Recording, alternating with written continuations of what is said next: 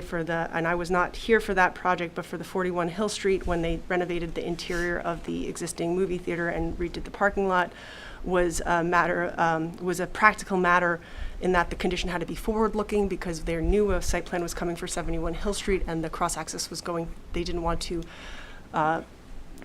force 71 Hill Street in a particular direction in terms of where, and wanted to allow them to have the most viable cross-access opportunity. So this is now the time to resolve that. Additionally, another comment on some of the just configuration of the site. We did have our engineer do a truck turning radius and analysis of the garbage enclosure and access for the dumpster. And they noted that the dumpster was, access point is narrower than the truck, and that this is an issue in that they don't quite have enough space there with those two compact spaces on either side to facilitate adequate access to the dumpster. The recommendation was that one of those compact spaces could be potentially moved somewhere else on the site. There does appear to be some space near the pool area on the other side of the lot that could potentially accommodate that space, keeping them at the required number of minimum spaces while still allowing sufficient access to the dumpster area, which will be an important access point for a 40-unit hotel and 8 affordable housing units. There's likely to be a very needed amenity on that site is going to the dumpster. Let me just look at the couple other things. There were a number of engineering comments that are details related to things like there's a couple of drainage areas where the spacing between the structures is still not sufficient. There was a couple of comments related to the spacing of where the drainage structures are placed relative to the existing structures. When a catch basin is installed, a larger hole must be dug to fit it. It doesn't go straight down. It actually has to be a much bigger hole. So there was concern about compromising the foundation of some of the proposed structures and the existing structure. So just the suggestion that those be removed, relocated away from those structures, and also the village right-of-way on Hill Street, where it's one of the structures was very proximate to the village right-of-way.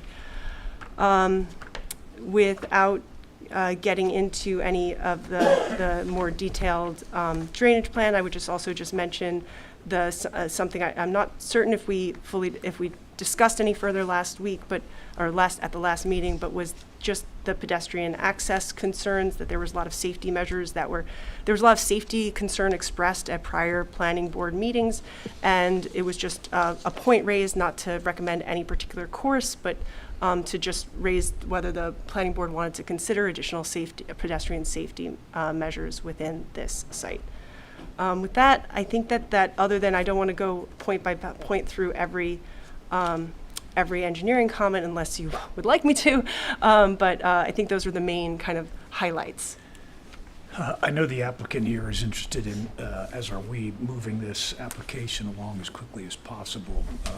I asked you to review this stuff in the meeting to give them a head start to respond to this stuff. Are you going to be able to have this stuff typed up, your engineer's comments typed up and sent to the applicant? These engineering comments have been shared now. They were shared today. Okay. All right. They were shared about an hour before this meeting. They were shared. Yeah. Yes, they were shared. Please, public hearing's closed, okay? Well, we're going to have comments. We can get, when you're recognized, you can have comments. Okay. Until then, fine. There are no comments, okay? This is a working session for the board. Yeah. There's an appropriate time for you to speak, and that's when you can talk. So that's shared. I have one question. You said on the 71 Hill Street side, the cross-access is 24 feet. On the movie theater, it's 20 feet. My understanding is the theaters owners are being less than cooperative on this. How do we fix that so that it's 24 feet on both sides? So I can verify. I have to look at the requirements of the code for the drive aisles. I actually, while 24 feet is preferable, 12-foot lanes in each direction from a driving perspective, there is an argument to be made that here in this cross-access scenario where there had been some concern expressed about people using it as a speedway across, that having a slightly narrower path, if it's permitted, an argument may be made that it could lead to driving more slowly and caution in that intersection, in that cross-access. So I'll verify whether that is an option within the code without seeking a variance. Otherwise, it's the challenge of a condition that's effectively affects two lots, is that if we need them to match, we need both owners to come to the table and be cooperative about it. Okay. All right. Hannah, any comments, questions? Well, on the plan, it shows existing curb gut to be modified for fire truck access. I don't see the modification there. What is that? I mean, what You're should talking that about the be? one on the Viridian Way side you're asking about. Right. The one that's closest to the, to Hill Street.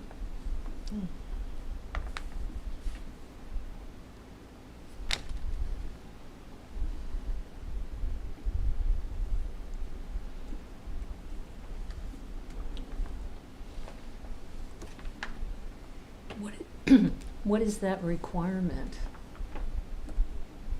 Alex, do you know?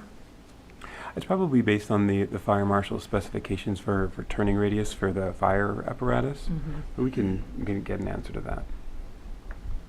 Well, we need to see that it's in there and that it can be accessed by fire trucks easily. So would you suggest referring it then to the fire marshal to confirm? I can speak to him and make sure Yeah. that he's comfortable with it. Hannah, did you have any other questions? Well, I've always been concerned with the pedestrian walkways.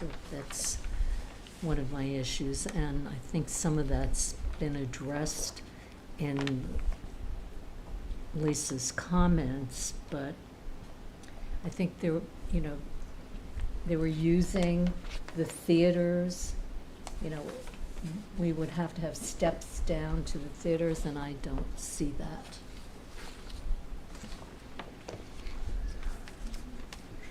So if we've got to tweak the dumpster access, that's going to cause a result in a little redesign there. I don't have an issue as long as it's not a code issue, Lisa, on the width of 20 versus 24, which might give us a little bit more parking space. So assuming that doesn't run afoul of village code, does anyone have any issues with shrinking that 24 to 20?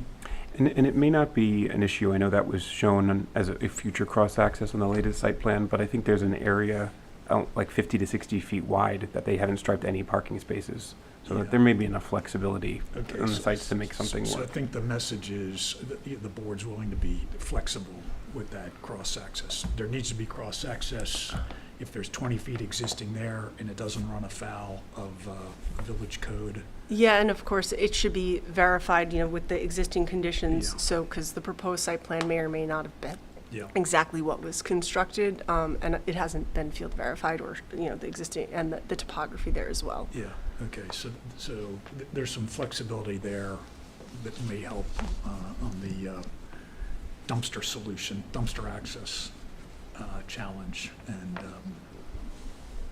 the related parking lot size that, or lack thereof, that will result in reconfiguring that. Bill, did you have any No. questions? No additional comments. You good? Yeah, no, I think that was, unless the board had any specific questions, or Kim, I don't know if you had any other comments about legal documentation or anything. No. Hey, John, can I ask you a question? Sure. Have you guys, at past board meetings, talked about a cross-access easement on this? Yeah, we've said we're willing to provide it. Okay. No, I mean, was there anything drafted, any documentation? Well, no, Back and forth. at the last meeting, what I did was I brought to the board's attention the fact that on October 20th, 2025, well, anyway, the movie theater's site plan was conditioned, and when I left this meeting the last time, I felt pretty confident that the board understood that we would be treated in the same way. And the movie theaters, and I don't see any reason why that we shouldn't be. The movie theater's approval was conditioned upon submission of a cross-access easement for vehicular and pedestrian traffic to the adjacent parcel at a location to be agreed upon by the planning board, and the recording of same against the premises and 43 Hill Street in the office of the Suffolk County Clerk. So that was a condition to their approved site plan. I haven't gotten calls back from the neighbors. The engineers are asking me to go on to a site that I can't trespass on with the surveyors. I'm more than willing to continue to engage, and I will have to engage with the board and the neighbor in order to move this forward and prior to getting any ability to occupy this. But it's not the time now to hold this up. And I'm going to ask Dee Dee to talk about the fact that the funding crunch for this. But I do want to bring some things to the board's attention. So the public hearing was closed for decision. We have some comments. I think what I am struggling with here is the approval flow and the structure and the functions and the conditions. And the way this application, what I'd like to do is ask the board to approve this conditionally at the next meeting. And Dee Dee's going to explain to you why. All of these things can be taken care of. It's a very strange, it's a little bit of a parallel universe for me to be sitting here and having a board insist that every single item in an engineer's report be taken care of prior to a site plan approval. And a site plan approval is not a building permit. And a site plan approval in itself doesn't allow me to construct. But I need to be able, for financing reasons and for other reasons which Dee Dee will explain to you in terms of some agencies, to be able to show people an approval, a conditional approval. So every time we come here, there are additional engineering changes, but the suggestion is that until we get down to the very, very, very crossing the T's and dotting the I's, there's not going to be a site plan approval. It's very strange for me. I just want for the board's consideration, just how this is typically dealt with. I'm going to send you. I'm going to just submit for your consideration a site plan approval that I recently obtained for a client of mine in the town of Southampton for the town planning board for 78 affordable units, a septic treatment, a sewage treatment plant, et cetera, et cetera, et cetera. General conditions. This is the approved site plan. General conditions 5B, town engineer review and approval of the project prior to commencement of work and prior to signature of plans. This is a much broader project. What did the town planning board do? It did what most planning boards do, because you still have me until we work out the planning, the engineer comments and the other comments. You still have me, but I need to move this on. I need to get this financed. This has been a long time coming. I certainly didn't think after a trustee approval, an ARB approval, a zoning board of appeals approval, that this would be taking so very, very long. But what's the remedy? The remedy is to condition this on final engineer sign-off prior to commencement of the work and prior to signature of your plans. Because I'm not getting away with anything. I still have to come back and have to work all this stuff out. But it's really creating significant issues with lenders and agencies that we need in order to do this. So, and clearly we're being held to a different and higher standard than the movie theater, who you said, here's your site plan approval, But you didn't even ask them to show them what the cross-access agreement was going to be. You know, here's your site plan approval. Can I interrupt there? How could we have asked the theater to do that when we didn't even have an application in front of us for next door? We knew something was coming, we knew we wanted cross-access, and we figured, work it out. Okay, Right. which they're not. But you know, Okay. the details I of don't- which, it's- until you but- have two parties in front of you, you can't work out. With the easement, you are not losing that ability. With conditioning this approval on, I'm gonna have to file an easement, which is gonna, hasn't been filed by the movie theater, and they're occupying the property. Okay, and here I am just trying to key this up for funding and other approvals, and I can't get anywhere. But the folks to the east of me are literally underway and in operation, and they haven't even filed the easement. So talk about being held to a different and higher standard. Approve it. Require me to file an easement exactly the way you and your council tell me that it has to be, and I can't commence construction, and I can't, you know, get my site plan actually signed by you until I come to terms with you, but at least I can show these agencies and these lenders that I've got something. Because I don't have to tell you, you know how this works. They want to see something, you know, the promises. Yeah, we're in the board, we're almost there. Yeah, we're in the board, we're almost there. I mean, so the funding has taken on a different aspect given what's happening with interest rates, much more than we thought would be. We're just trying to keep this as alive as a viable plan. If you require the same condition that was required of the neighbors to the east, I still have to come and deal with you, because I can't start construction, and I can't even ask you to sign my site plan until I've come to terms with you. And why am I being held to a different standard, which is what I am?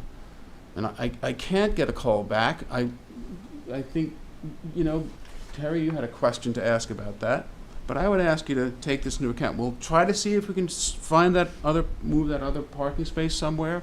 Bob says there's plenty of space there, but if Lisa's engineer feels better about it, let me see if we can do that. I mean, but the other thing on here, you know, ARB approval of the fence, there's none required, and I think Alex confirmed that the last time, so I don't know why that's still there. We'll look for that other parking space, you know, give it to you well in advance of the 17th.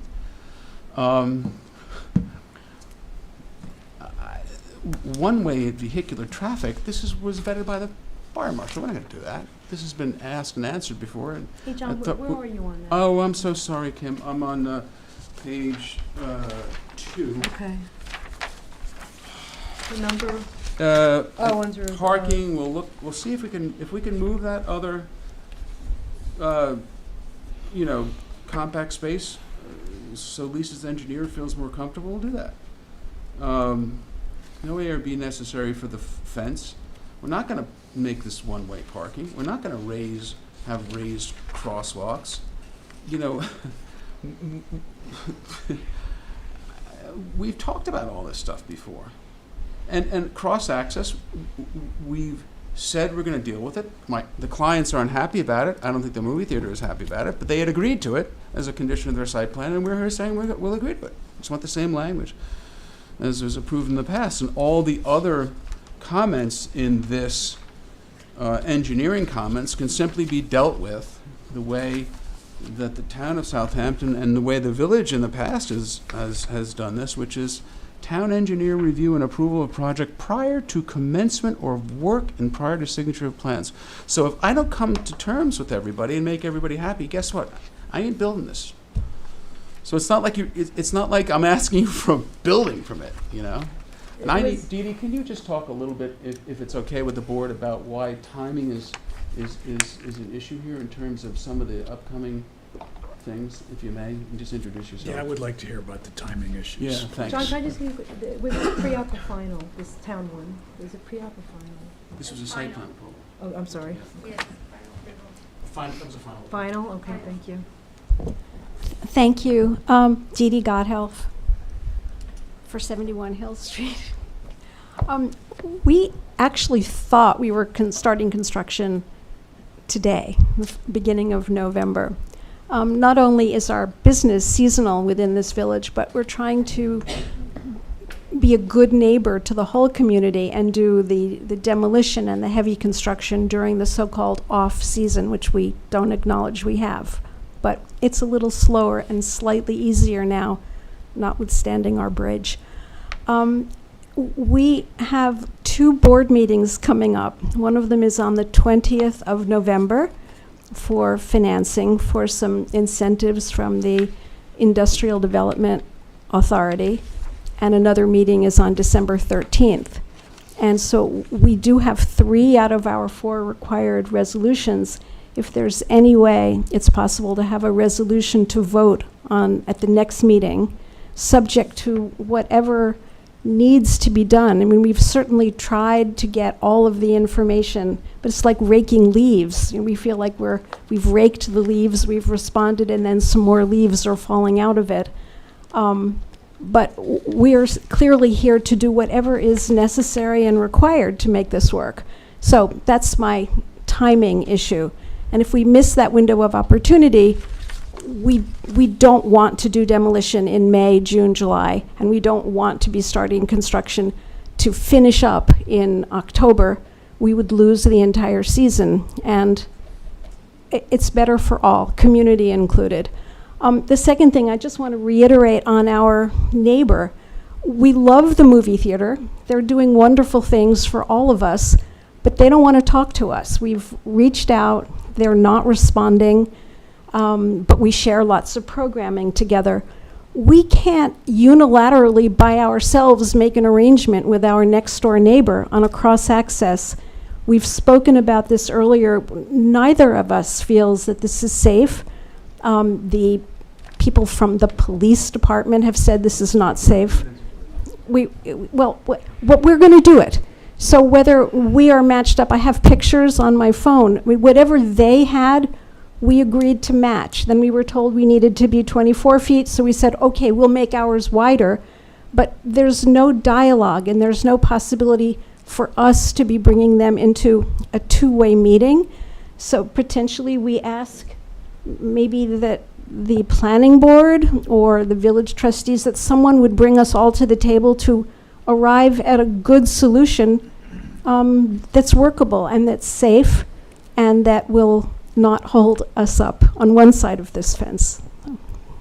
Are there any questions? Or When's your IDA meeting?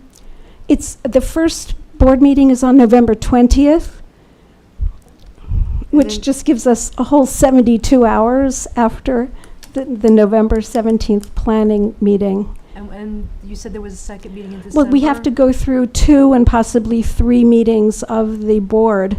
One is introductory. We have a meeting actually tomorrow morning with them also. Which one? I'm sorry. Oh, this is the Industrial Development the Authority, idea and there are as well, some okay. incentives that they can provide to ameliorate the situation with the costs that have exceeded lots of things in the last 2 years from when we started. And well- what was you said the first one was November 20th? November and the second 20th, one- and they're just asking for the resolutions from our four village boards, if that's possible. And then second the was follow-up meeting December. is December 13th, Thank you. and then there's another meeting in January, but again, from those meetings, we can't do anything until we have that resolution. There's some clauses that prohibit we can't finance, we can't do construction, we can't do demolition. We must have that in advance of any work that begins on the property. Thank you. Thank you. So again, Thank you. it's all doable, and doable in a way that protects your desire primarily to have the cross-access there. We're committed to it. We could have, we would just like the same language, and then we would have. That's what I was curious. Did you already spit language on this? I suggested, oh, did we? You might have. Yeah, You we did? did. Okay. We did, yeah, we All did. right, yeah. thank you. We did. We probably just parroted, I think we parroted what was Okay, done to the property to the east. okay. October right, thank you. 24th, yeah. So that's what we're asking for. And we'd ask that you take that under advisement and consider it a conditional approval so that we can get on our way at the next meeting. Okay, thank you. Any, Are the conditions to be satisfied when? When would the condition be satisfied? Oh, I'll read it to you. I'm just parroting what we've done in the town. Prior to commencement of work and prior to signature of the plans. So I can't even get, you'll give us a conditional site plan approval, but then I can't do diddly with that until you've actually signed off on the actual site plan and stamped it approved. And the condition here was commencement of work and prior to commencement of work and prior to signature of plans. So you've got, I ain't going anywhere without your No, approval. but the issues addressed in this memo have to be addressed at some point, before you get your. Oh, yeah, that's what I say. I'm not sure what, I mean, I guess that what you're getting a resolution approving it, but you still have to get this done before you start. Absolutely. Yeah. That's the whole concept of it. Yeah. That's the whole concept. can anything? No? Look,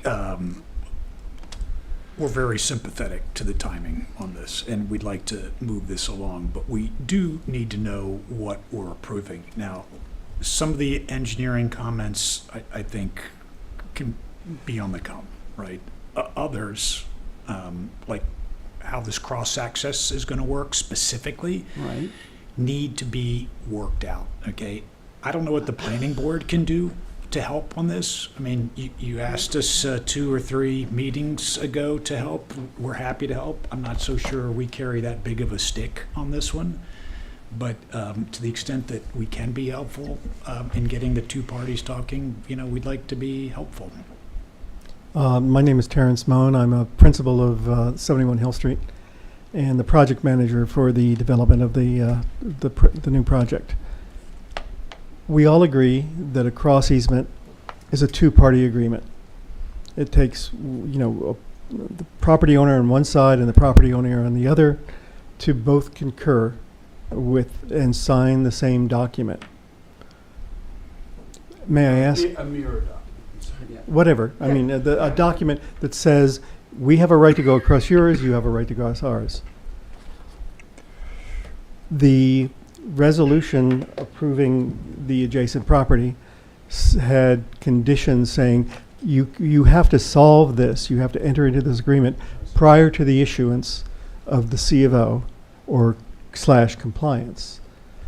The C of O has been issued for the adjacent property. No.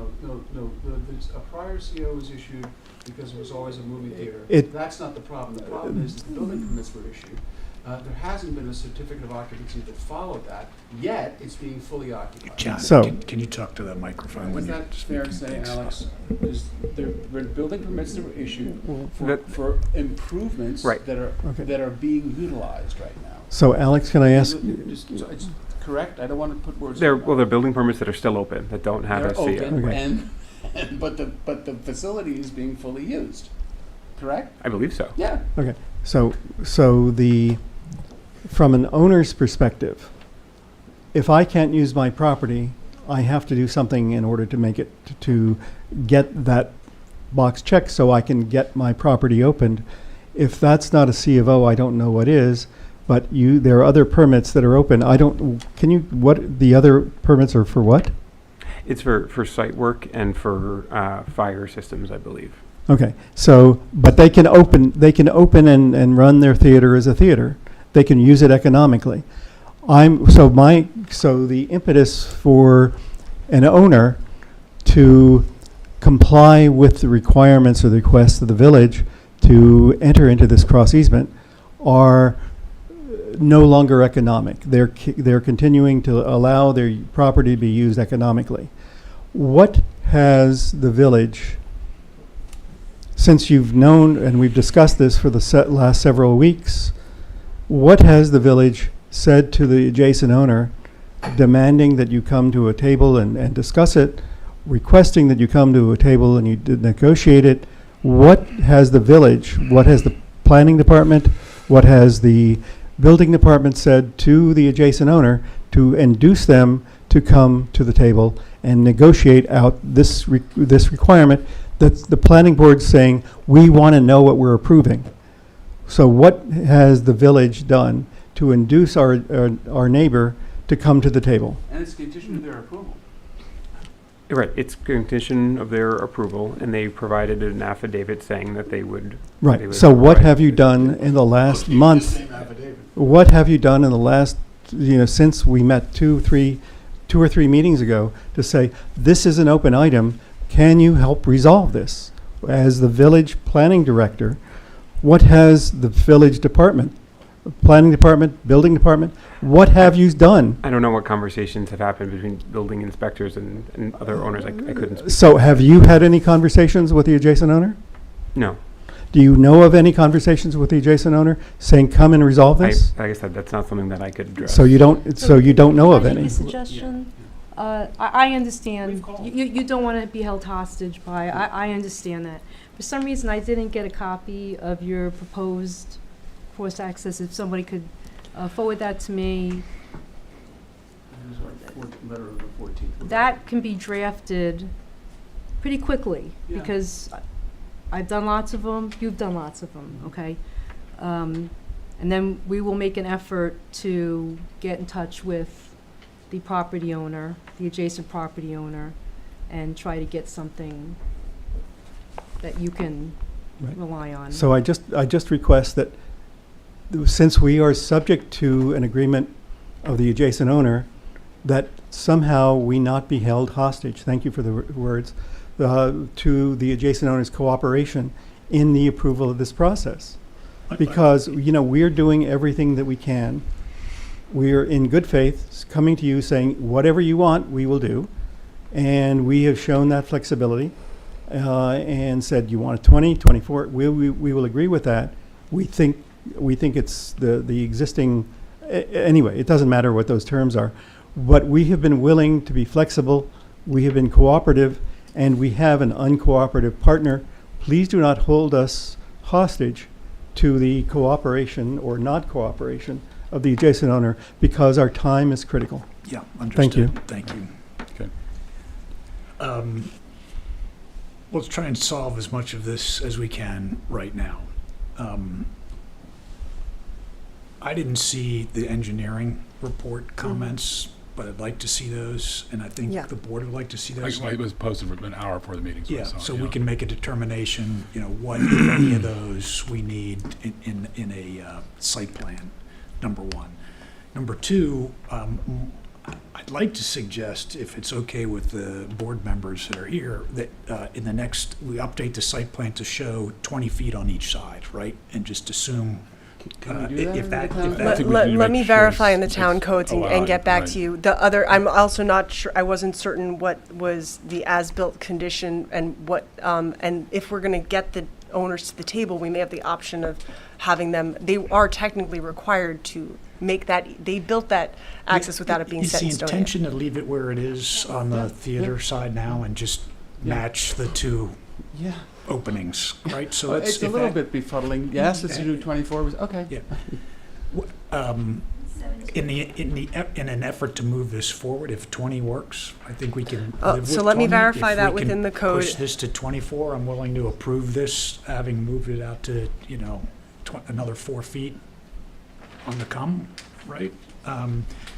The pedestrian access would require steps, but the steps would be on the applicant's property or on the theater's property? How would that work? They're on the property in between them, and they already exist. They exist. So We that can look at It's it. a- There- it's a I didn't diagram, see I it think. on the that plan. one we can solve. They are not on the plan because they're on the adjacent property. Oh, okay, And I'm looking so at the this steps crosswalk are, here. because the elevation change from 71 Hill to Correct. the adjacent property is 3 to 4 feet. Over And so here. therefore, Oh, those I steps see, are right here, going right here, down from right? our property to theirs. And so therefore, those steps are shown on their plan, So presumably. those steps are pre-existing? Yes. They And are your currently intention is existing. to have the crosswalk align with I those see the existing walk. Correct. steps? Yeah, we showed that. Yeah, there's a walkway here, there's a It's walkway shown that goes there. Our around. walkway aligns with where the steps currently are. Right, so I think a lot of work can be done over the next several days to clear a lot of these things up, That'd be great. so that we have everything we need and time to review it, not an hour or not the Yeah, no, no. afternoon before, right? But Like, what I'd give like us to do is 5 days get at some- least Get before. some sort of commitment that this is as an No, ongoing. we're not in the business of promises. No, we don't understand. We will do, No, we understand your time. John, We're sympathetic to your please, time we're deadline. very sympathetic. We want to see this move forward. We will do the best we can, but the updates that we're asking for, the information, there are certain things that we need. I'd like to see the dumpster issue fixed, because that's a big one, Okay, well, right? that's probably You good. can't build a hotel this size and not have, with housing, affordable Our housing engineers without. disagree, but we'll see if Right, we but, can make it. so you've got some time to work that out, Okay. okay? But the point is, if you work out these items that we've just discussed, and I don't think there are any others from any board members, right? If you No. work these items out in the next few days and get us a plan in time to review it before the next meeting, I think we ought to be in a position to do what you're asking. Okay, so- We will commit our engineers to come and meet with H2M, and, but, you know, we just, again, we need their cooperation and a meeting with all the appropriate engineers to go over it, sit around a table and say, this is where this goes, this is where that goes. You know, we don't want to keep passing papers back and forth and back and forth. We want to have a technical meeting amongst technicians to resolve these technical issues. And I don't want to wait until the day before. No, I think that's that's a fair. great idea. Let's get Right. it done this week. Yeah, so if I could, if somebody on your team will reach out with some possible dates and times, or if you want me to reach out with some possible dates and times for Just tell me when your engineer can meet. You said MS we'll make it happen. Teams meeting, we'll make it something happen for that to walk through these comments. I will say that engineering comments by their nature are iterative. As you change things on the site, it's possible that other things reveal themselves and show themselves, which is why it's not that they're entirely new things, it's that the site is changing and one thing, some of the comments are consistent, they've been there in every review, and some of them, the nature and dimensions and information has changed, and therefore the comments change. Which is why it's important, I think, to have but- this iterative process where engineers talk to engineers and they say, okay, move this here and move that there. Right, Look, okay, we fine. We want that appreciate the meeting. fact that Right. some of this is engineer to engineer discussions, and some of this is not, doesn't have a impact on whether we can move this application Yeah, so, forward. So, what but I'm we trying need to to have all that in what- front of us so we can evaluate that What I'm to trying say determine is an what important- matters and what matters less.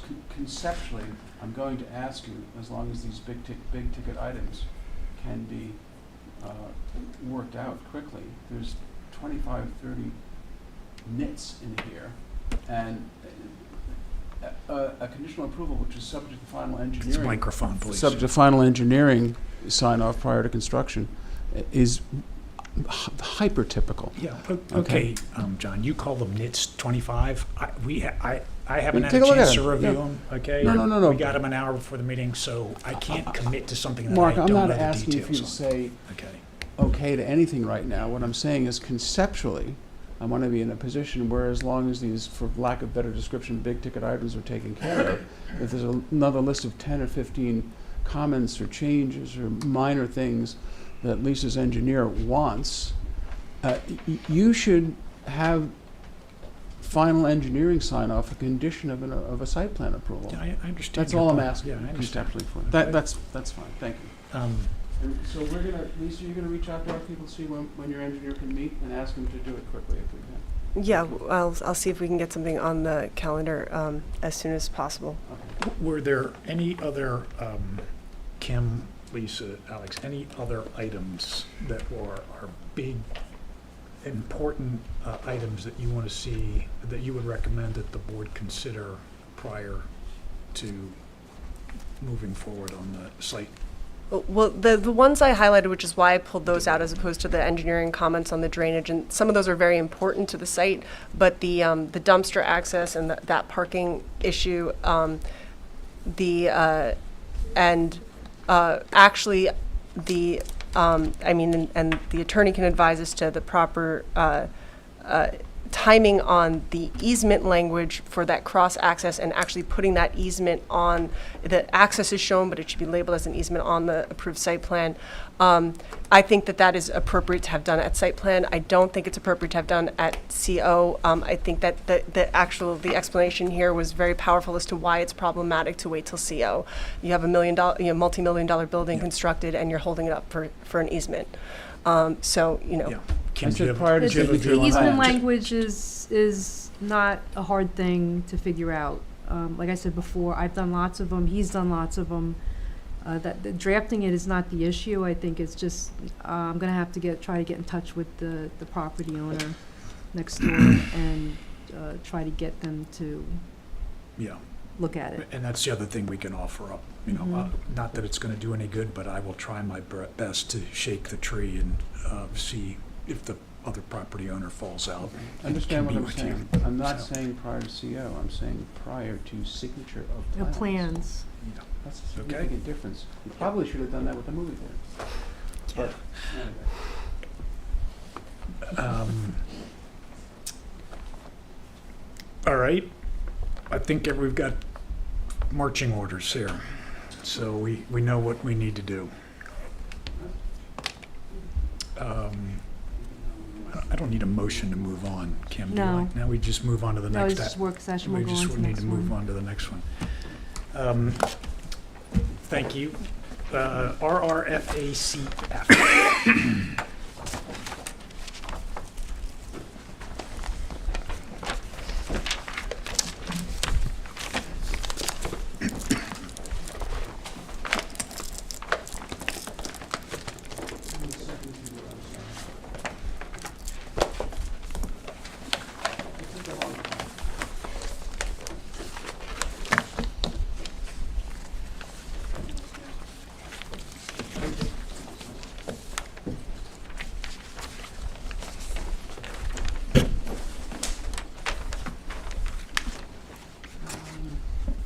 So it's John Bennett for the applicant, and the principals, the Fowlers, are here with me, as is Bailey Larkin. Just want to remind the board, this is a continued public hearing pursuant to an application for preliminary approval. Just going over some of the changes, there were some concerns that bless you, a portion of the ag reserve was burdened by a driveway and landscaping easement that was on Mr. McMaster's client's property. As we discussed, we kept the same size of the ag easement and just we took some square footage out of lot number 1 and lot number 2. So the ag reserve was shifted slightly to the south to ensure that the ag reserve remained identical, but we took the driveway and landscaping easement out of the ag reserve. One of the big bones of contention throughout this project, and again, the day I die, I will tell you with absolute moral certainty that this is a unconstitutional taking, but we have agreed to allow pond maintenance, and the board did ask that we, towards the end of the pond maintenance area, that we fan it out in effect so that work could be done. We would simply, I think we did we submit language about having if that is utilized for any sort of maintenance or access, that it be restored, because that area isn't an area where there's supposed to be a vegetated buffer. So that's important. And again, that's an easement for the trustees of the Commonalty and freeholders of the town of Southampton that owns Phillips Pond, as well as the village. Limited access. It's a non-exclusive easement, which obviously means the landowner can utilize it. The ultimate owner of that lot, or anybody else that the property owner gives access to, but it would be for the trustees and for the village, not for general public access. So we don't want people down there using it for recreation or anything like that. It's solely for access to the pond for maintenance and testing. Site disturbance was raised by the board. We included on October 14th a site disturbance map. The erosion and sediment control plan submitted depicts proposed project limiting fencing, material and equipment storage areas within the property during construction. we checked the Dropbox, we didn't see any further comments from H2M, nor any additional opposition, which would have to been filed by 12 today. There was some discussion over the terms of the agricultural reserve document that I had with council before the last meeting. And I'll let council inform you about that. It's essentially going to be 301 in the Ag and Markets Law, which is what just about every. It's problematic to do anything other than that. There was a request that even though composting is mentioned in the Agricultural and Markets Law, we would agree to restrict composting for use on this property or other farms owned or controlled by entities related to the grantor. But you would allow composting for, right? Yes, Yes, I'm sorry, allow it. my You just apologies. Yes, just no, allow. not for commercial use, Not for right? commercial, yeah. I mean, Okay. even though composting is part of agriculture, people have a concern about it because if not done the right way, it can be problematic. So that was a specific request. So as long as the composting it would just be limited to composting for this property or on a farm, because there's a farm right across the street, owned or controlled by entities related to the grantors, its successors, and assigns. There was some talk about a view shed. Again, we remind everybody that this is a voluntary cluster. This site plan is specifically by this property is because of the how long it's been filed, is specifically grandfathered from the mandatory cluster sections that now appear in the village code. Nevertheless, we've continued to maintain, mandatory ag open space, requirements in the village code. So we're there. I do want to remind everybody, and this will roll into my next comment, that agricultural, it's properly, they're agricultural parcels is what they are. They're to be used for agriculture. They don't have the same, I mean, it's very nice when people think about, people drive by these properties and get so upset when a structure goes up, because guess what? It's not like open space up in the moraine where you're not supposed to touch it. The purpose is to maintain, and there are great public policies for it, is to maintain agriculture on the site. So there was some talk about opening up a view shed. It's scratching my head. We grow privet on the property, okay? So we're not inclined to open up any sort of view shed. We did provide with a landscape plan that runs essentially from the corner of Wickapog Road and Fowler Street, approximately 175 feet down Fowler. This has been a long process. We've been extremely accommodative. This lot has, I keep on saying this because the inherent mitigation to anyone who is looking at this in a fair, as opposed to a selfish manner, anyone who's looking at this in a fair manner, the inherent mitigation in this property is zoned for 12 lots. It's zoned for 12 lots. We submitted a 10-lot plan. The board asked us if there was any voluntary density reduction that we could agree to, and we're down to 7. So that's 5 lots, even though we had many meetings with brokers who told us that the 10 lots would result in a much higher value. But we're down to 7 lots, public access, very similar, and even more.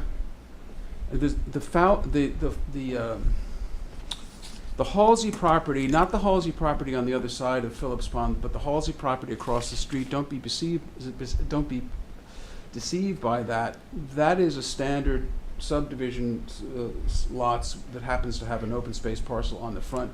But when you're looking at, if you stand at the Fowler Farm and look across the street to the Halsey Farm, more than half of that open space that you're seeing are buildable lots.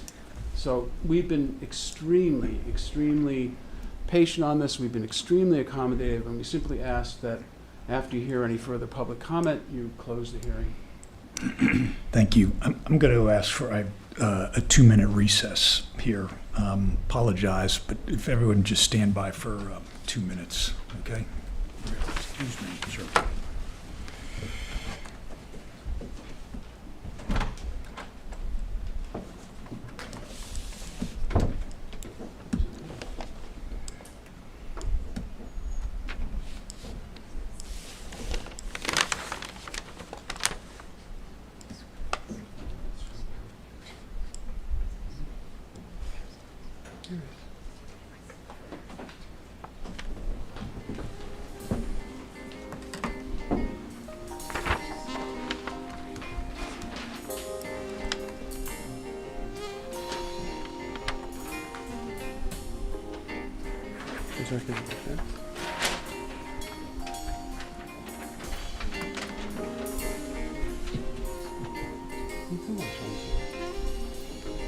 Which way is it supposed to be? Yeah, you can't speak on Zoom unless you.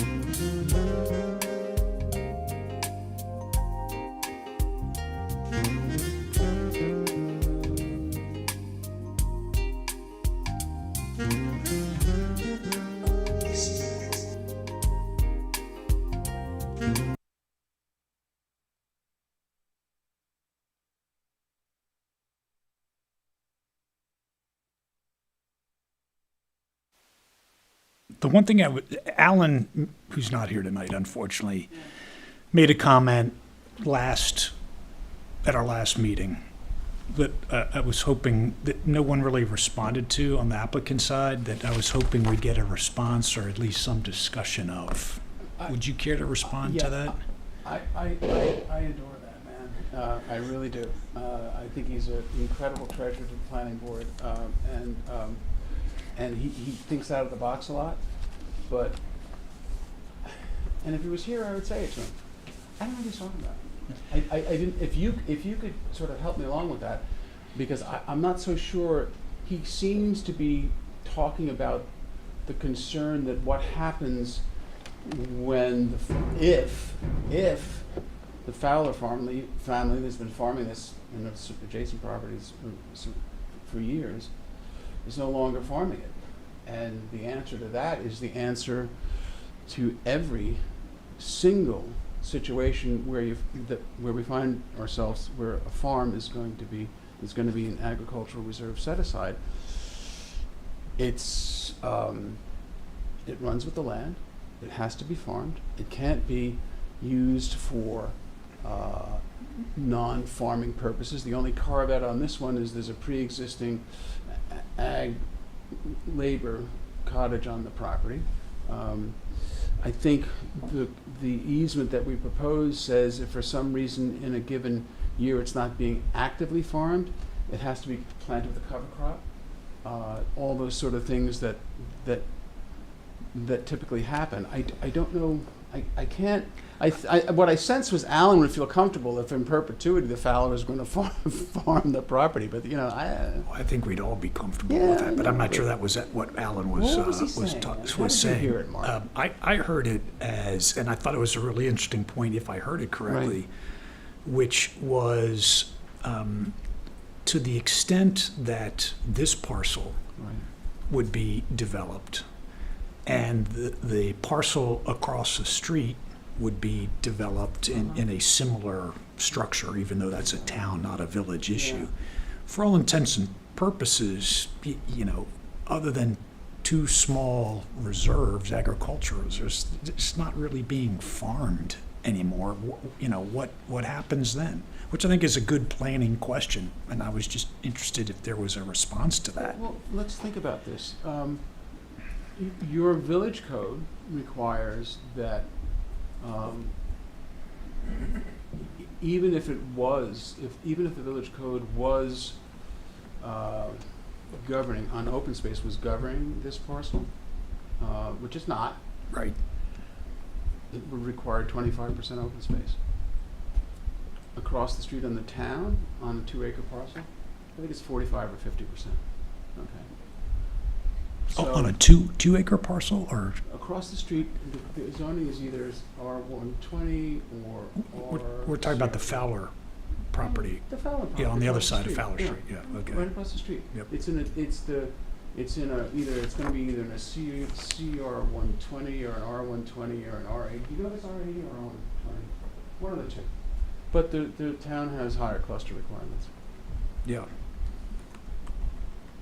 I mean, to the extent that that's of comfort, but I'm certainly not gonna tie the parcels together. No. I don't, you can't require me to do that. You can only do, let me say this, if I can, with an enormous amount of respect. One of my favorite quotes comes out of a Wall Street Journal editorial that says, unfortunately, bureaucrats oftentimes enforce the law the way they wish it was as opposed to the way it is. So your village has given you certain tools. One of the tools is this open space requirement, which again, we're grandfathered from, but we're giving it to you. Yep. And when I say open space, it's not, open space in an agricultural use is not the same as open space up in the moraine. You get to use it because there are two reasons. And one of them, as important as anything, is to encourage agricultural production, the 301 in the Ag and Markets Law.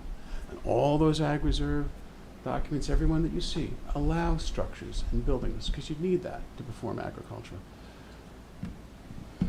I mean, you know, the property was farmed for years with potatoes.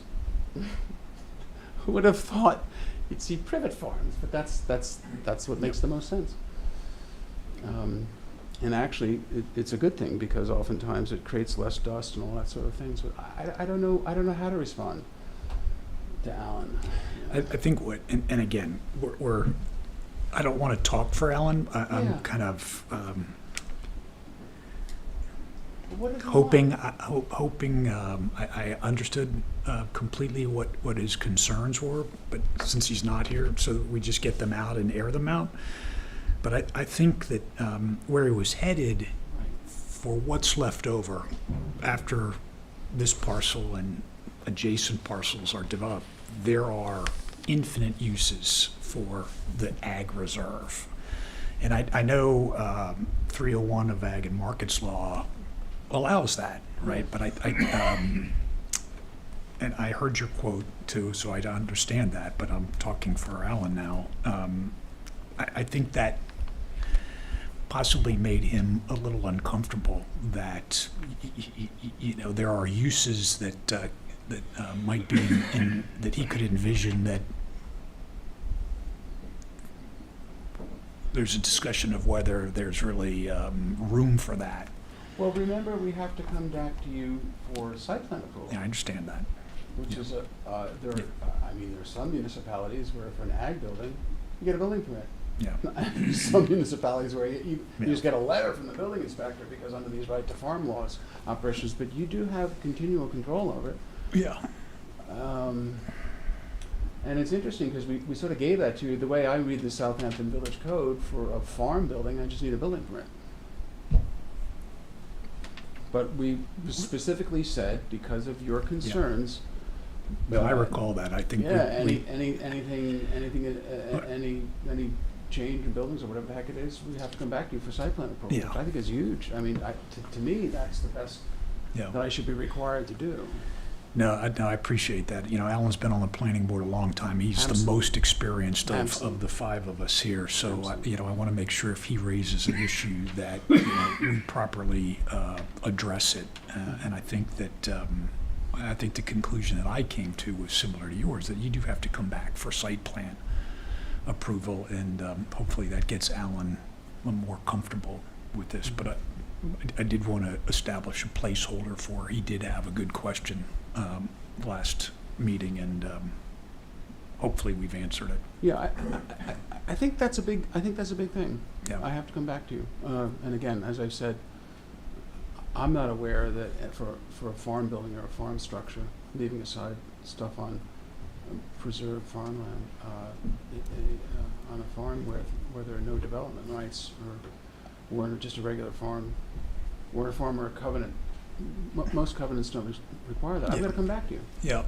The other thing I think there's some what lacks clarity is the intentions with the little cottage there. Is it your intention to go back to the ZBA to get a? Nope. If you read the ZBA decision, it says a couple of things, and Bailey, you know it better than I do, but I want to say what it says is if on a subdivision of the property, this ag housing, because it is ag housing, can't be on a separate residential lot. If you're carving the subdivision, creating a subdivision, you can't put that ag housing on a separate residential lot. No, with another house. With another house, I'm sorry, with Mm-hmm. another house. I don't- So the fear, I suppose, was that it would turn out to be a guest house on a residential use. So You know, there were I think 5 or 6 bullet points there in that decision, and the one that in my mind clouds the issue is number 6. what does number 6 say? It You have to read them says, in conjunction with them. yeah, so, And also you have to remember, this is really, really, really important, because that's why the board was struggling with this. Unlike the town of Southampton, where if you look at agricultural uses and permitted accessory uses, agricultural housing on a parcel zoned for agricultural housing is a permitted use. The village code of the Village of Southampton doesn't have that. So that's important, because this will be the only piece of agricultural housing on the ag reserve property. I can't put another one there. Yeah. But what does 6 say? It's weird. it's weird, because the Yeah. whole decision says that the cottage is deemed accessory to the farm used, Yep. and it says it even in the minutes, and it says it can't be considered accessory to the residential use. I'm fine, so I get to 1, 2, 3, 4, 5, fine, it all is clear. And then number 6. Yeah, it's weird, right? Yeah, any residential use in the broadest sense of the cottage shall be discontinued upon approval of a subdivision of the subject parcel. And then it goes on to say lot number 4 on the Because aforesaid. this was a larger subdivision. Because it says that on your subdivision map, it says it's known as lot 2. Kim, I don't know what to tell you. Okay. The only thing that I can say to you is that So And my Mr. and- question is, does this Yeah. ZBA decision apply? I don't believe so. Because they're referencing different subdivision lot numbers. So lot number 4 was since subdivided, and that lot number Oh. 4 with the cottage on it is now lot number 2 of a later subdivision. Okay, so, say that again, Alex? So the property was subdivided twice, or once Okay. since that was written. So what was Okay. the large lot number 4 has become a little bit smaller, And now it's and 2. was lot number 2 of a later subdivision. Huh. And the key to that question, the answer to the question is that, and provided counsel with all sorts of authority on this, that a residential use and a accessory ag labor use is not a residential use. Now, Mr. Bragman and I just litigated a case where a court held to the contrary on a very specific set of facts, filed a notice of appeal on that. We think that the case doesn't make any sense given a lot of history of that issue out here. But there's plenty of authority that states that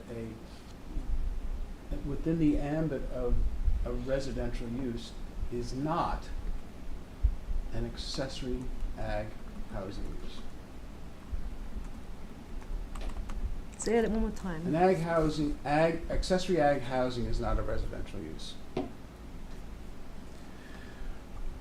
As So you're the, gonna have to struggle with that. Yeah, Yeah. so. I completely struggle with this. As Yeah, the I only lawyer, the only non-lawyer up here, right? I like clarity, and Well- it just doesn't seem so clear to me. So my Well, only I've suggestion given- is, I've if, given you- I'm sorry. my only suggestion is, this is one of those things that I sure would appreciate some clarity on. Okay, but that doesn't, However you choose to solve that yeah, problem. yeah, but that can be dealt with one way or the other. That doesn't suggest you shouldn't close the hearing. That's all I'm saying. I understand that Yeah. we can deal with that, but that's just one of the questions that I'd like to have more clarity on before we get to the finish line. That's a on this concern. We're gonna have to meet that concern. Yeah, there are a number of other things that we need to see on the preliminary subdivision map, which Lisa is going to review for us. So it goes back to the original comment letter, January 30th, 2025. Some of the items just clarifications. There are a few things that I wanted to discuss with the board just to verify whether they were required, because I don't think not all of them are necessary. But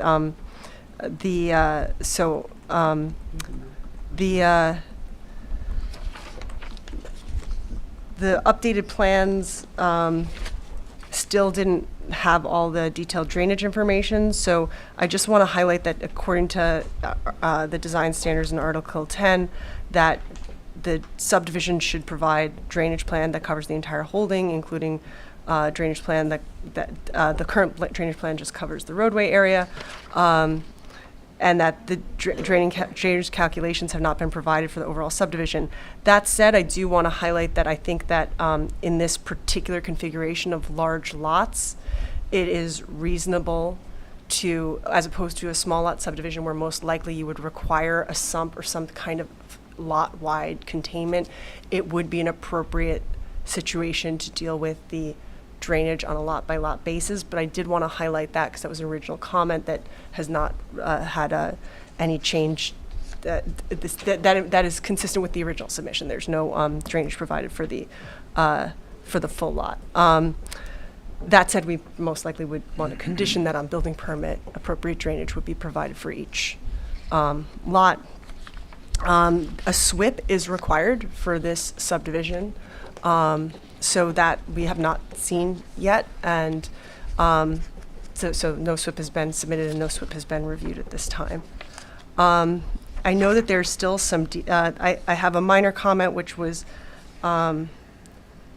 that I think that it's still in this, it was in this original letter, but I think the recommended minimum centerline radius for the street curve should be 200 feet on a local street. It's 175 currently. I don't know of any code that would require a private held road to be different, so that's probably a minor thing that can be corrected. That was on that original memo back January 30th when we first reviewed the subdivision, and there wasn't a change in the new submission. Just looking back, invert elevations were not provided, relatively minor correction there. And let me just see if there's any other details. And then one other thing, which I know that I think Kim was going to speak on a little bit, which was the easement for the access, which is great. It's showing that. I just wanted to mention that since that will be a private road, the roadway needs to be included as part of the easement because it's not otherwise. Village road? It's not going to be taken into It's the not going to be village. taken by the village. It's my understanding that it's a private road that's going to be under an HOA for those homes, which means there's not a presumed access for the village there. No, it's shown on the map. If I own a lot on a map, by force of law, if I own a lot on a map, I have access over the road shown on the map, period. I don't Oh, you mean understand the lot point. 6 does, the lot that the easement's gonna be over. I don't understand the comment. So- John, the question is, how does the village get from Fowler Street to the easement that comes Oh, off I'm the sorry. traffic If circle? Oh, you sorry, want yeah. to Yeah. include that, yeah, Yes, of course. okay. I didn't understand.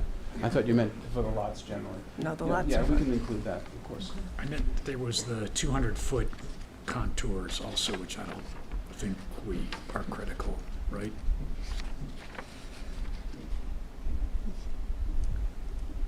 That's the standard centerline radius for a street curve in the village. Not, Wait, the 204, that was another highlighted in the original comments, which I don't think is actually necessary. But you do require for subdivisions that topographic contours extend 200 feet beyond the boundaries of the subdivision unless waived by the planning board. So they're not provided, and in this case, I don't think they're going to be providing us with any information that would change, the nature of the evaluation of the site, so I don't think it's necessary. But that was on the list because it was something that was not included, that was stipulated that the planning board would have to waive the requirement. and then what about the buffer at the north end of the property? So the buffer, so this is a subdivision plan, not a site plan, so I don't think there's anything that the buffer needs to be physically added to the subdivision plan, because that's not the place for it. But I think they're sharing currently the buffer plan here. I don't know if we can That's correct. bring it up on the screen. You could make that a condition, I would assume you can. Yeah, we can condition this, so I guess the question for the planning board is just to look at that, and Yep. if that is, this is what was presented, I think, at sketch plan approval or at some point. We modified it after that. Yeah, we filed as part of this also. Yeah, it's probably as part of this application, but there were some modifications. So this one here is the latest? That's the one. Yep, okay. Yeah, it's not. All right, that was the only other thing I wanted to see. Can you see it? I got it, It- thanks. Yeah. Yeah, so this, I think, could be definitely a condition of subdivision approval. We wouldn't put it on the subdivision itself, Put it in but it'd be a covenant. separate plan. I've seen buffer plans and covenants, requirements and covenants. Yeah, and then the last item, because I do want to represent the interests of absent board members, is Amanda's view on this one. I just, as a placeholder, we're not deciding that I one. didn't say I anything. just, Amanda can't be here to speak for herself, so I will speak for her. Okay. All right, Hannah, anything else? No, other than Amanda's point about a view shed just over the area that's being farmed, in the ag reserve. If the privet could be cut down, not totally, but to at least allow people to see that there is a farm. What they'll see is that there's another privet. Yeah. So, Well, I mean, I know that, but. but I think that's, she's borrowing a page from I don't want to speak for her, but as I understand it, she's borrowing a page from the approval for the Halsey property, kitty corner, where there's a max height on that privet over there. I'm not here to Yeah, no, argue they for got a Amanda, I'm max just here yield to, subdivision over there. as a placeholder. They got a max yield subdivision. Yeah, okay. Bill, anything? No. Okay, Alex, good? I know the board had asked for that area that's labeled as a proposed wetlands buffer. I think it asked for some draft language about what's being regulated in that area. Non-disturbance for the area right here. Well, that'll be part of a covenant. Yeah. Okay. Yeah, I mean, it's shown on the map. Yep. Remember, notes, configurations, setbacks, restrictions, requirements shown on the subdivision map have the same force, exact same force as a covenant. We'll put it in a covenant also, the buffer areas, but we'll put it in a covenant also, as you should require, but Yep. it's there. All right. Lisa, did you want to add anything else? On the subdivision in general or on this particular question? Both. I think that, the key issues that are, there, other than a couple of minor, well, the SWIP is a major undertaking. That's a major engineering comment that we don't have that yet. But the other than those fairly minor, I think they've agreed to most of the conditions as in terms of things like the landscape buffer and handling it that way. There are some questions about the language of the easement for the ag reserve that's still being, Kim is working on, as well as the easement for access and maintenance, including that driveway. But that's pretty much the bulk of my comments at this time. Okay. Kim, anything? No, I'm still working on the easement language. Yep. And the access easement, they're going to do the access off of Fowler. And, yeah, Okay. as far as my legal documents. Do you know, I wish I had $1 for every final conditional approval, not even preliminary conditional approvals, but we're happy to do it as a condition to preliminary approval, submissions of certificates, submission of CNRs, submission of easements to be approved by the municipal attorney. Those are conditions in approvals. Because again, the timing and where these things occur are very important. You don't hold up a closing of a preliminary hearing or a preliminary approval for that matter for these sort of things. They're all going to be conditions which I'm going to have to meet before I can move on to the final application. Right. Okay.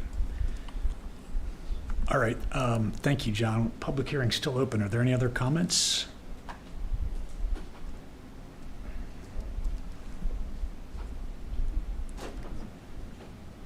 We didn't receive any within that period.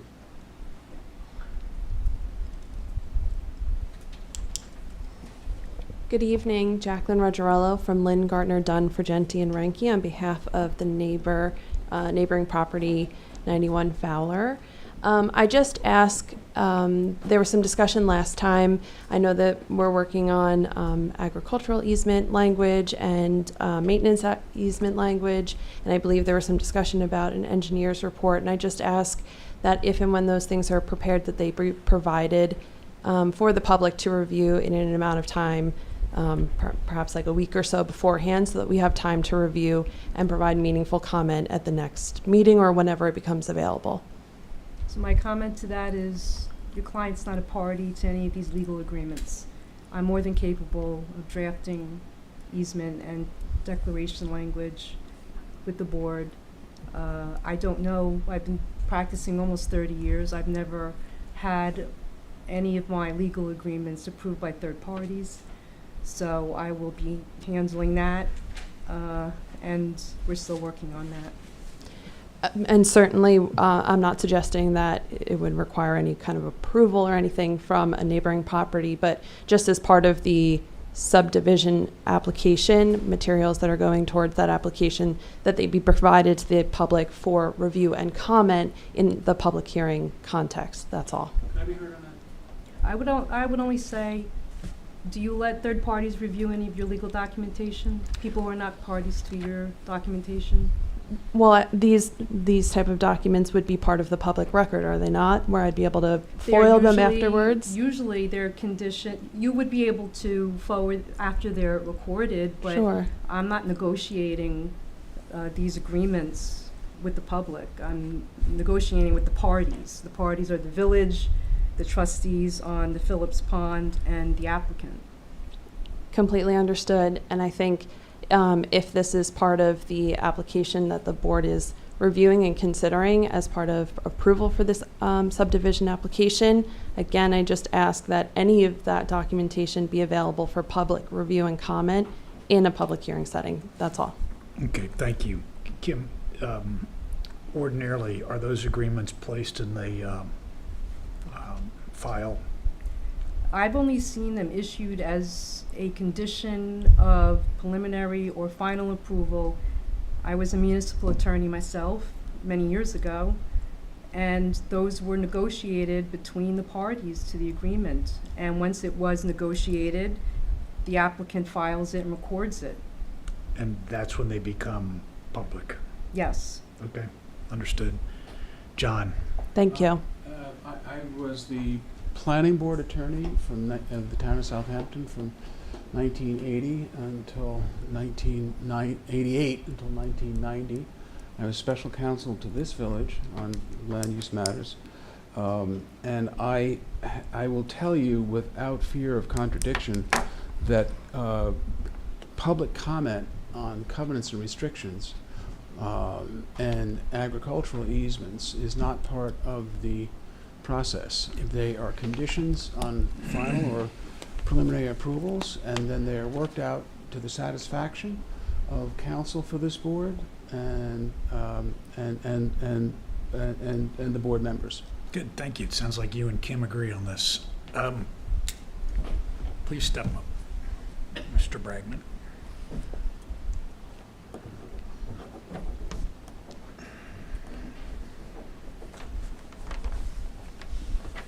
Jeff Bragman for the neighbor to the Fowler property. Is that Albright, Jeff? I'm sorry? Albright? Spider is the, I can show you where it is on the map. Oh, no, I just wanted the name. I'm sorry, say that again. Spider? The owner's name is Spider. It's in an Cider, LLC. okay. It's an LLC. Thank you. Mr. Bennett often says he talks without contradiction and can tell you what planning board attorneys do. John, please, all right? Only one speaker at a time. I want to remind everyone, there's only one person speaking at a time. And So I'm here to contradict that as a prior planning and zoning board attorney. I think this discussion slightly misses the point.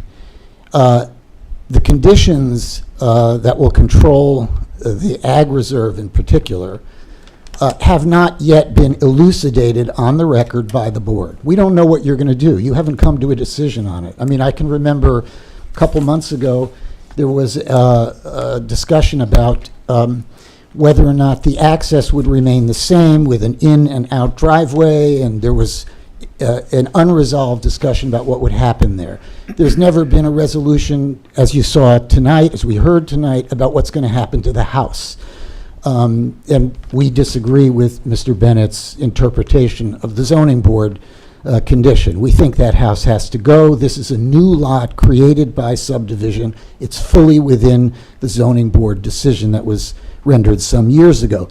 You haven't decided that. So this isn't a question of two private parties negotiating an easement. This is a question of a planning board with a responsibility and the power to decide the facts and conditions, some of which were raised by Alan McFarland in the last meeting, which have not been resolved. And we, as members of the public and neighbors, have a right to hear how the board reaches a decision on the substance of these easements, not only the easement, but especially the ag easement, as well as the access easement. This is not something that you just hand off behind closed doors. You're not allowed to do that. You have open meetings requirement on your decision-making, and we're entitled to hear how and what you decide on those easements. And I might add, the ag easement does present a significant issue that McFarland was talking about. I'm not sure it was as cogently stated as it could have been, but yes, there are buildings that can serve agriculture, but there's some questions about what will happen if the Fowlers are no longer in business. What's going to happen? Because you've got commercial uses on that property. And this board, in granting or denying or modifying whatever you're going to do, you have to anticipate long-range. You're required under secret to look at long-range impacts. Some of those impacts are what's going to happen. Like, can they just suddenly, could they change some of the commercial uses there and start selling equipment? And the idea that this house is, Mr. Bennett accurately said he lost the case on this issue where he distinguished worker housing from residential housing. Lost the case. Another practical issue is You got 3 acres of land. You don't need residential housing for workers to work 3 acres of land, because I'm sorry, I think 3 acres is the developed side, the remaining is 4 acres. You don't need worker housing to work 4 acres of Can I agriculture. interrupt right there, please? Because the agricultural housing, as I understand it, supports agricultural workers for both the village parcel, the town parcel across the street, and another Fowler parcel north. of Well, the that village. presents an interesting question, and if you decide that, we want to hear the decision and have a record of how you came to that decision. There's a sensible argument to suggest that it's not a very good precedent in the village to create buildings, commercial uses on property A to serve disparate properties around the village. I'm not sure that's a great idea, particularly, especially given the existence of a prior zoning board decision that said no residential uses in the broadest definition. And basically, what you're talking about, but haven't decided on a record in a transparent way, is, oh, well, maybe we'll let them use it as ag housing, but it'll be ag housing for a property 1,000 feet away or a half a mile away. And that's something that we, as members of the public and the neighboring property owners, have a right to hear you discuss and decide. Then it can go to the attorneys. And when the attorneys discuss it, and there's a record of how you decided, and we know what was behind your substantive decision, because it may be subject to review in another place, in another forum, then yes, the attorneys can discuss it between themselves and bring it back. But you can't isolate a part of your review from public input, transparency, and the knowledge of how you reached a decision and the knowledge of what you reached as a decision. And that precedes handing it over to your attorneys. The fact that you've got an attorney involved does not eliminate the obligation to act transparently, to have open meetings, and to create a record that's reviewable on appeal. Thank you. Can I respond, please, because this is a lot of hogwash, and it's totally contrary. If Mr. Bragman has any problems, he has his remedy elsewhere. The easement is going to talk about 301 of the Ag and Markets Law, with the exceptions of what we talked about in terms of composting and limiting our rights under the Ag and Markets Law. He doesn't have comments on an easement are not part of this process. Mr. Bragman's talking about seeker now. I guess he forgets that the board issued a negative declaration, so I don't know why he's talking about the State Environmental Quality Review Act. If Mr. Bragman has concerns with any of your procedures, which have been more than proper, he keeps on saying, you can't. Well, guess what? He's not the authority, is he? Just because he says you can't do something means nothing. I'm talking to you about years and years and years of practice. We know what's going to happen on that ag reserve parcel. It's going to be restricted pursuant to Section 301 of the Ag and Markets Law. And we've even offered to give you a restriction that isn't part of 301 of the Ag and Markets Law. We've also talked about the fact that it's going to be subject to planning board approval. What else is there to talk about? Nothing, other than a thank you for doing something other than the broad 301 of the Ag and Markets Law, taking away composting and doing something that the village code doesn't require us to do, which is to come to you for site plan approval.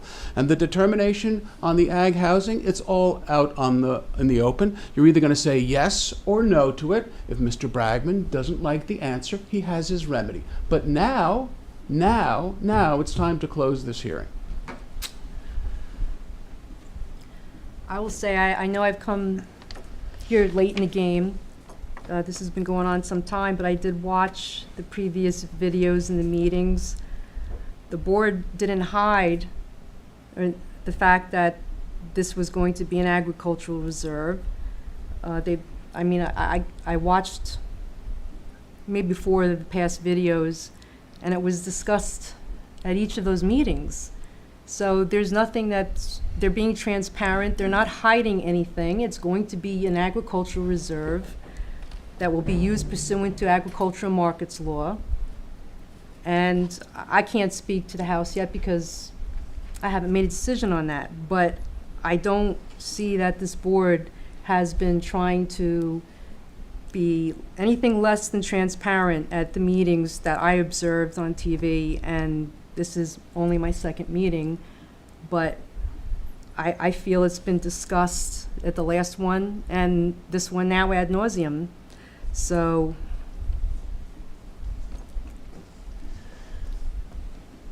Anything? No. Yep.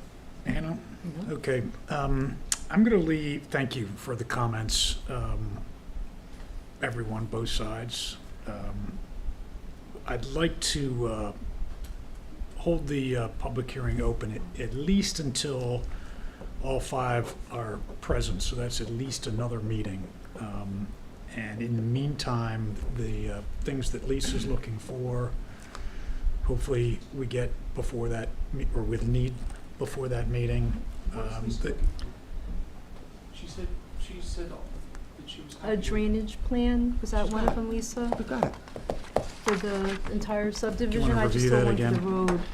Yeah, So I'll summarize the things from this memo that were that there's just a couple items other than the SWIP, which I guess could be conditioned on the final subdivision approval. Thank you. But it was really a question to the board with your level of comfort, but I was advising that I did not think, they did not provide drainage for the full lot, but we could deal with that with the condition as opposed to making them show that at this stage. A condition that is for every house that's going to be built, you have to show it, Yeah, that, because each lot would then be responsible for its own drainage, because they're not. When they come in for building permit, for When they the come in for individual, building, yeah. right?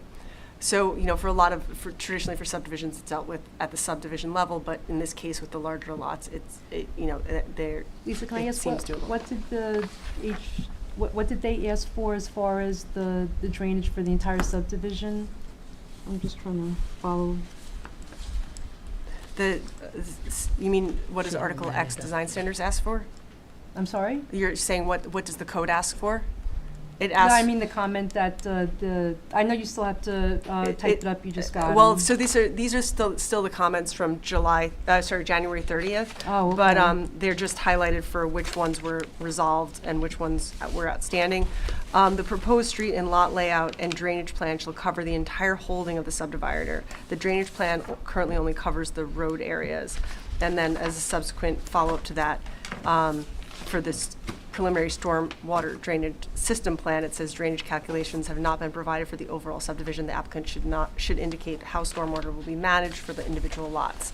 There is a comment now on the subdivision indicating that they will deal with it at building permit on a lot-by-lot basis. So if the board if that is sufficient, I can put in a little summary memo. There are a couple of small points on this engineering memo about invert elevations and the centerline radius. And what about the question? and I of, can summarize the Sorry. the conditions we've discussed. Yeah, I mean, this has always been referred to as a 7-lot development, but isn't it a 7-lot development plus an ag reserve? Isn't that an 8-lot development technically? It's Yeah, not it's 8 Does it residential lots. Say It's again? not 8 residential lots. But 7 residential. It's not 8 residential lots, it's 7 residential lots and an agricultural reserve area. It's in. Does it need to be differentiated with a finer point than that? Is there a distinction that would be helpful in the planning process to make a different distinction? Well, subdivision lots don't have, only residential lots have lot numbers. No, that's not true. If you subdivide a lot, you have a lot number for each subdivision. If you're dividing a commercial lot, you would also have lot 1 and lot 2. No. But that doesn't respond to my statement. If you're providing an agricultural reserve area, it doesn't have a lot number on it. It just says ag reserve. It doesn't have lot 1, 2, 3, 4. It's not, commercial. I would agree with you, but it's not a. It's not a commercial lot. It's not a commercial lot. The zoning is not commercial. That question came up, if that's. So I don't know if you agree. that's the practice. I've never heard of that before, but I just, from a understanding of what's happening at the site, it's been confusing amongst members of the board what the 7-lot distinction when it's divided into 8 pieces, and there are 7 of those lots are residential subdivisions, and 1 of those lots is agricultural reserve. But the sum total is you're going from 1 lot to 8 lots. And I think it's a little bit unclear because that the agricultural reserve area is not coterminous with that 8th lot because of that easement area that's been called out. So I think just it would be a little bit clearer on the plans Yeah, that if we way. can, there's not a big issue, but let's just try and clear this up so there's less confusion on this. Also, the easements drafts that we saw came early this afternoon, and I want to make sure that all the board members have an opportunity to review those before we close the public hearing. So I'm going to roll this public hearing. Do I need a motion? I don't need a motion. We're just Can I understand what you're open. talking about with the lot numbers, please? I have no idea what you're Can talking you about. talk to Doing Ken? this, Can no, you- I'd like to know what the concern is. I've been doing this subdivision work, not only in municipal, but myself privately, for almost 40 years. I've never heard this before. It's not, we're dividing it into 7 residential lots. If one was a commercial lot, your point would be well taken, but it's not. It's an agricultural reserve area. But what would you like us to put on the map? I'm not going to call it a lot. It's not a lot. It's an ag reserve area. Because if I take that into the health department and ask them to stamp it, they're going to say, what are you trying to do? Get a residential lot out of this ag reserve? There is some confusion in the advice that the board is getting on this issue from our experts. I No want to confusion clear, in my I'd mind. like to have it cleared up so that there's no confusion in that advice that comes to us. If going I forward. call this a lot, when I go to get it approved by the Suffolk County Department of Health Services Bureau of Wastewater Management, they're going to say to me, what are you trying to sneak in another residential lot there? You guys work it out, okay? We don't need to work. All you have to do is look at We don't need to work. tax maps. We don't need to work that out here. Okay. So I'm going to roll this hearing to our next meeting, when by then all the board members will have had an opportunity to review the draft easements and everything else, and we'll see you in 2 weeks on that one. Thank you.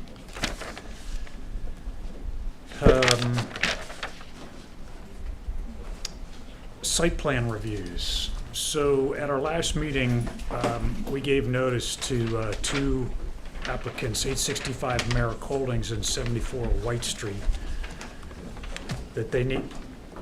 I'm here for 865. Excellent, thank you. Oh, Okay. yay. Please continue. Surprise.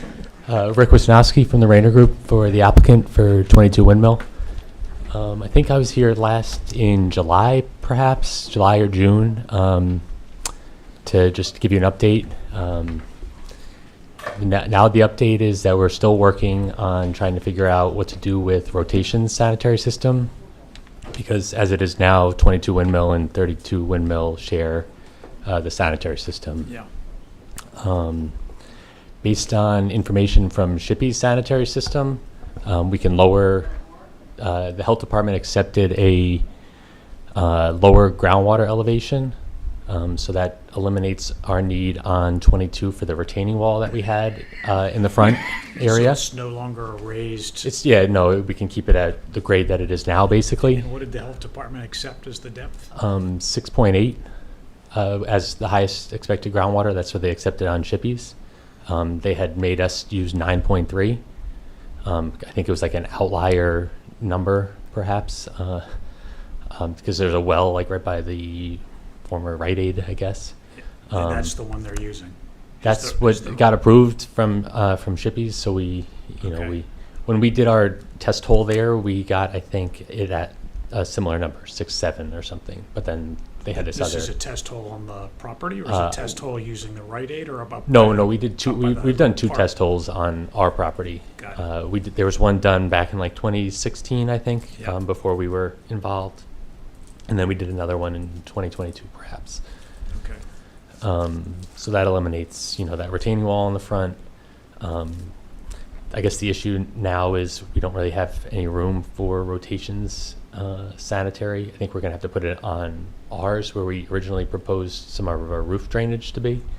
So I think we're gonna have to move that probably into the parking lot, which is already, we proposed pervious asphalt for that with a 9-inch gravel base to capture, to not have as much runoff from the pavement area. basically, that's, that's the issues that we're working through right now. Timing? We're hoping to get an application into the health department in the next week or so for rotations. We've had some issues working with rotations and, getting their approval because as it stands for him, he's got no issue with what's going on now, and he doesn't see a reason to, upgrade his system when it's, it Everything's doesn't right. affect him, obviously. So, we need some maybe financial help with that. Maybe we'll go for a grant with the town, with their CPF grants, to do the rotations aspect of it. But basically everything on 22 is with the health department is good to go. They're just waiting for us to deal with 32. Okay. Any questions? We like to keep the agenda organized and clean, so anytime you have an update, Yeah. once every 3 or 4 meetings, it would be good if we just knew what was Okay. happening. Yeah, I can to keep this send on an the update agenda, to. 'cause otherwise, we're going to move it off, and then you have to start over, which you Right. don't No. want- you don't want Absolutely that. understood. You don't want that to happen. Okay. I guess so. Is it going to be off for the next couple though, or When would you like us to put it back on? I could probably give you an update on the December 15th meeting. So would you like us to adjourn it until the 15th? Yeah, Yeah, that's if fine. possible. Yeah. Okay. So no need to come before then, right? As long as we know? Yes. Right, Yeah, and I you'll can be give you an here, update. but you'll be That we here make on a the- submission, and if we're working with. Right, if we're going to adjourn on the 15th, then you should be here to give us an update. Yes, we'll do. All right, Absolutely. Good deal. All right, motion to adjourn 8:06, thank you very much. You're welcome. Motion to adjourn 865 Merrick, 22 Windmill Lane, until our December 15th meeting. Second All in motion. favor? Aye. Aye. Thank you. Okay. 74 White Street, I understand they're also navigating the health department process, but they need to give us an update That's right. by I our did, next meeting. I know you've had some conversations with them, Alex. yes, I reached out at the board's request after the last meeting to ask for an update, letting the applicant know that if they didn't provide one, they were at risk of having the application dismissed due to inactivity. I have not heard a And the response to was this. crickets. Yes, so Okay, far. so, all right, they need to give us an update or give you an update prior to our next meeting. So we'll adjourn 74 White Street to our next meeting, which is Monday. Our motion to adjourn 74 White Street to our next meeting on November 7th. Second 15th. motion. Thank you all in favor? Aye. But, And I'll let them know that if there's no update by then, it'll likely be dismissed at that meeting. yeah, perfect, thank you. Everybody ready to approve minutes? Everybody reviewed the minutes? Yeah, okay. Motion to approve the October 6th minutes. Second, Second motion. all in favor? Aye. Aye. And motion to approve the October 20th minutes. Second Thank you, motion. Hannah. All in favor? Aye. All right. And I think that's everything. Do you have anything else? Anybody? Nope, Okay, I think that's all we motion have. to adjourn the meeting then. Second, thank you. Second All in motion. favor? Aye. Aye. Okay, thanks, everyone.